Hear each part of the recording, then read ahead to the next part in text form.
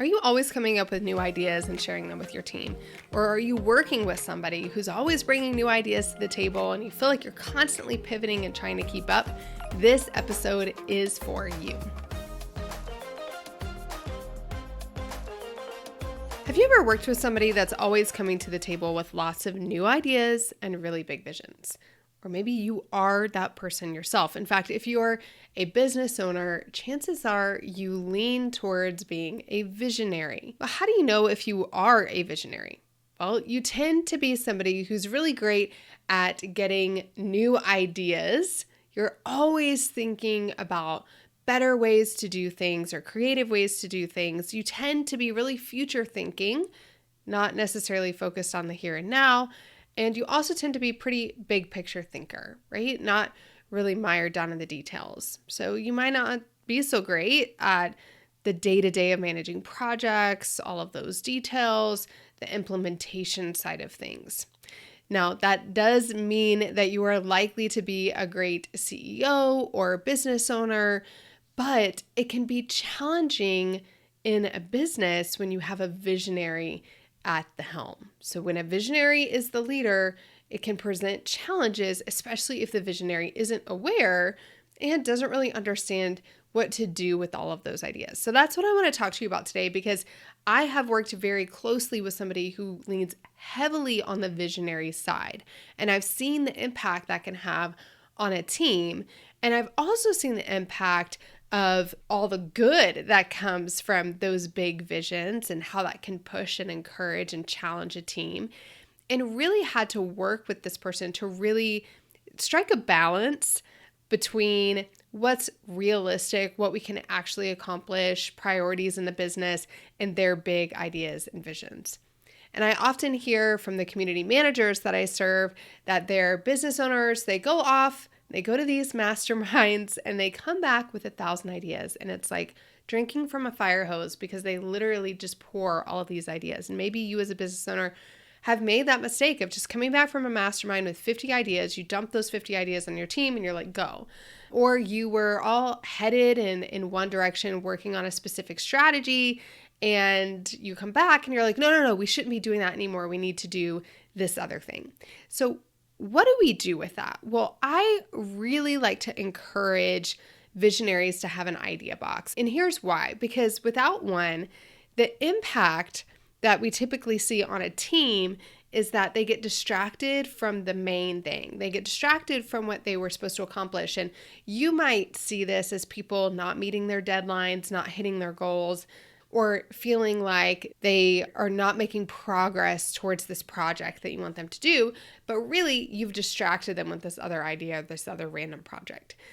Oftentimes team members feel overwhelmed, and so you may see it as them being short with you. You may notice that they are not willing to take on new projects, or they're not being as proactive. They're very reactive, and sometimes that can come because you've overwhelmed them with additional projects and ideas.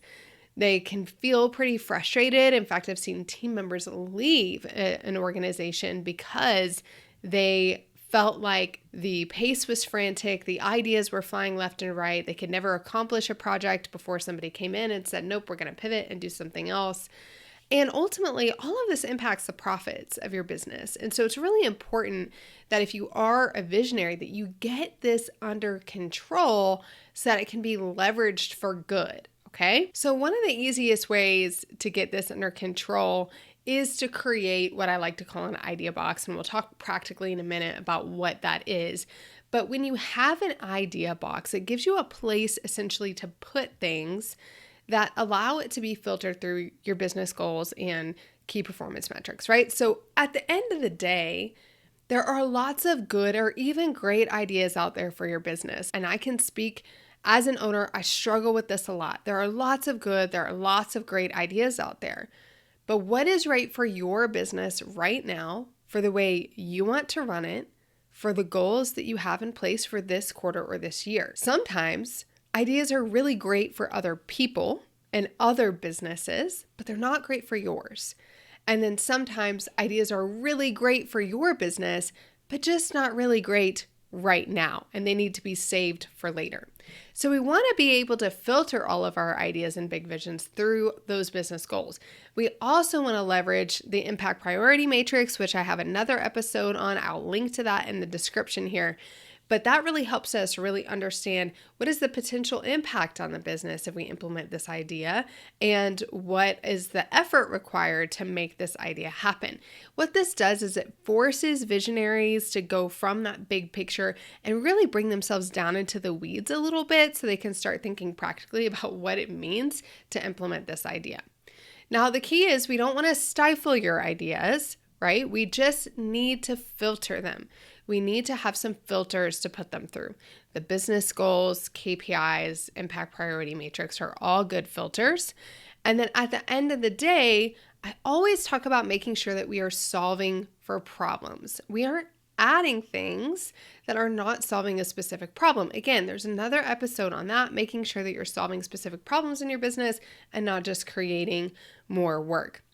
So let's talk about what it could look like to have an idea box where you as a visionary or the visionary that you work with can take those ideas, get them out of their head and get them somewhere so that this filtering process can happen, or even just so that they're held on to until the team has the capacity to venture into those ideas, right? So this could be a physical box. I've heard of people actually writing their ideas down and putting them inside of a box. I've heard of them journaling their ideas and giving them a place on paper. Now, I am a big fan of journaling, but let me tell you why I don't like this physical idea box idea.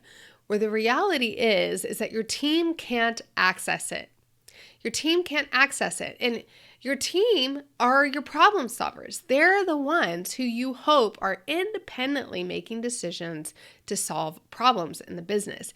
And if they can't access your idea box, then they're likely going to, one, not have all the creative ideas that you have gotten from these masterminds or books that you've read or just come up with yourself, or they're always going to be asking you for your input when really you already thought through some of these things. You already have ideas for these. It's just the team doesn't have access to it. So I don't love the idea of like a physical written journal or a box or sticky notes or whatever for your ideas. What I would prefer that you do is do something digital. So I've seen people implement a Slack channel that is just like the idea channel. It's like, learned about this. This could be cool to think about in the future. Thought about this, read about that, heard about this. This is something we could implement in a future launch. Ideally, there is a place like that it can be shared. Now, if it's not a Slack channel, it could be an Asana board or whatever you use for your project management. You can actually have a board that is just for ideas.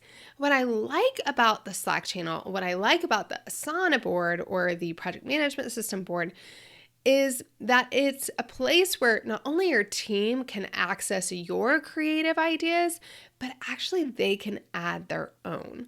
So they can add their own ideas because your team, ideally, especially your leaders, are listening to podcasts too. They're reading books too. They are in programs like my Retain group program for retention leaders where they're learning from other retention leaders, and then they're coming to the table with ideas that maybe are not right for right now, but they want a place to be able to put them.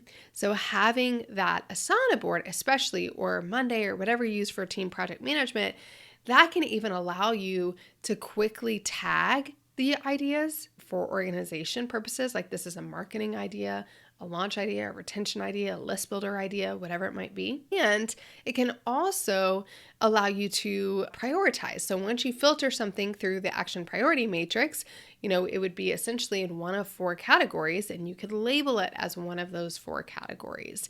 Or you could label how urgent it might be or how much time you think it would take to implement this. And people can discuss that particular idea in the chats and the comments within Asana around that particular project. So that's why that's really my preference. But the key is that you have a place to put all of these, ideally digitally. Ideally, your team can access it, and your team can also add their own.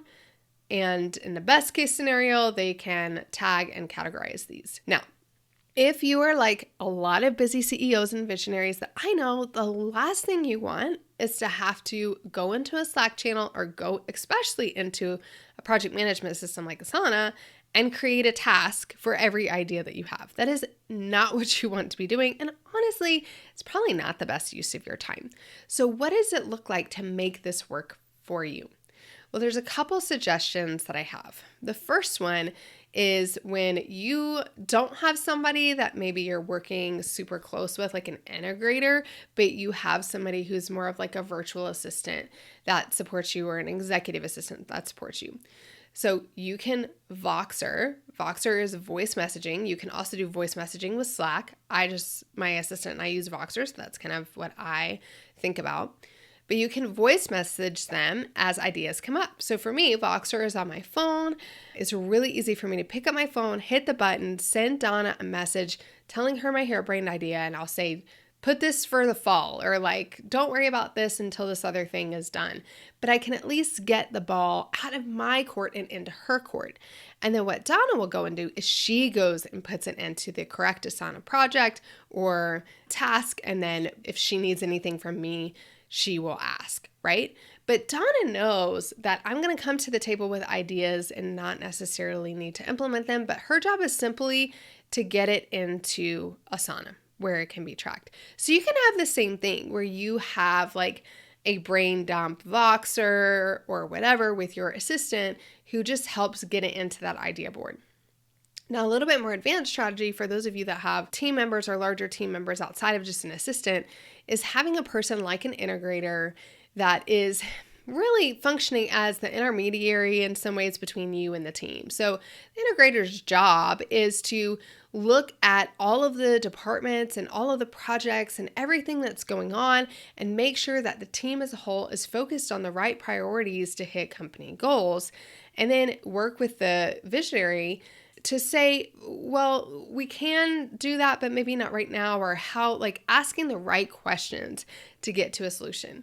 So I do recommend that whether it's a community manager or an integrator, whatever role it might be, that you have a weekly meeting with somebody to share those ideas and to just check on where things are from a team. There's a lot of other things we do in that weekly meeting, but it is a good time for you to brain dump ideas. You can brain dump these ideas just to someone who knows these things. They need to know that an idea is not an assignment. Not all team members can handle that. Plenty of team members are also visionaries and also would run with any idea that you throw their way. And then other team members may feel obligated to implement any idea that you share.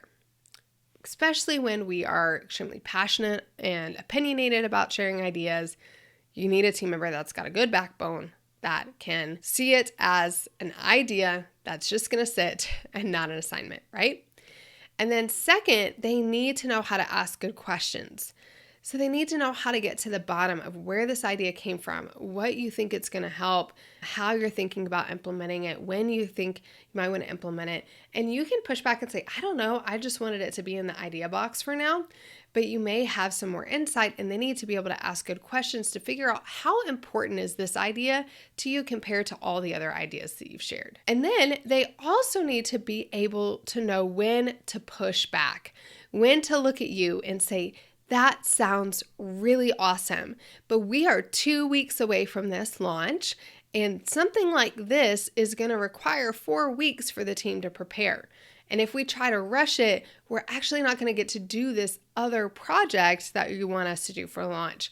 So I'm happy to rush the team on this, but I don't think we're going to get the quality that you want.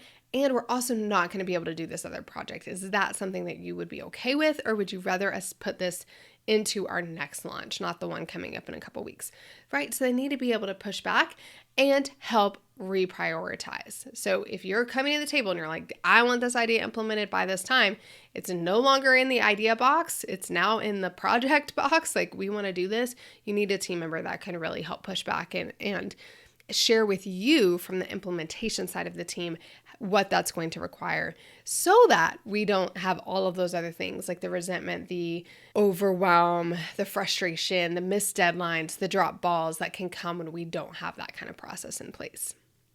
So whether it is a quick voice message to an assistant who's just putting it in the idea box, whether that be physical or digital, ideally digital, or If it's an actual team member, like a community manager or an integrator or project manager that you meet with on a weekly basis, that you're dumping these ideas to, who can help really filter on the spot and help sort.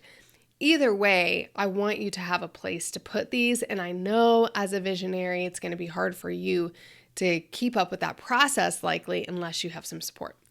And again, their job is not to implement. That's the most important thing. Their job is not to implement. And you've got to realize that as well, that when you come back with a ton of ideas, you don't want your team implementing those right away, because you want to make sure that you are solving important problems in the business, that you understand the effort and the impact that those ideas might have on the business, and understand that your team probably already has a full plate. So if we're going to move this to a priority, then something else is probably going to have to get pushed back or taken off the plate, right?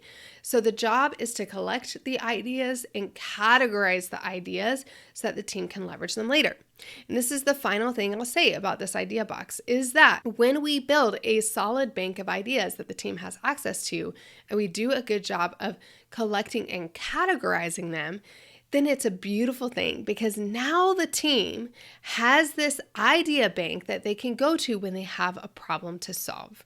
Not all of your team members are really creative thinkers. Not all of them are reading podcasts and books and masterminds, and they're definitely not attending the masterminds that you're attending. So getting those ideas transferred to your team is actually very beneficial, but you need a process and a system so that they know how to leverage it when the time is right, which is, for example, we are struggling with keeping people past 30 days in the membership. We have our cohort retention between 30 and 60 days is actually pretty low. We'd like some creative ideas for onboarding and to engage and activate new members. I go to the idea box. I'm looking at things tagged retention, tagged onboarding, right? And I'm going in there and I can see the ideas that are there and I can vet them, and then I can figure out what I think is going to be the best solution to move forward. And sometimes it can just be used to stir creative juices. We're working on a new launch strategy. We're working on a new something, right? Launching a new deliverable in the business. And we want to get a little creative with how we do that so we can go to the idea bank. I hope this was helpful. And I hope that it prevents what I see with a lot of the people I work with, which are visionaries who are running these companies, who are struggling to keep employees, and their employees are overwhelmed and frustrated, and they're struggling to meet deadlines, and the visionary is like, well, what's going on with this person? They're not meeting all these deadlines, right? And then when I talk to the visionary and I talk to the team member, I find out there's a lot of ideas and a lot of things being thrown their way. And then the visionary will say, well, I never meant for them to implement that. I never meant for them to do that if they didn't have time. That wasn't a priority over this other thing. But because this person really hasn't been able to distinguish the difference between a project or an assignment and an idea, then we tend to really struggle. So the goal with the idea box or the idea bank is to make it very clear what is an idea, what is not, to collect and organize those ideas that they can be leveraged by you and the team as needed to solve specific problems in the business going forward.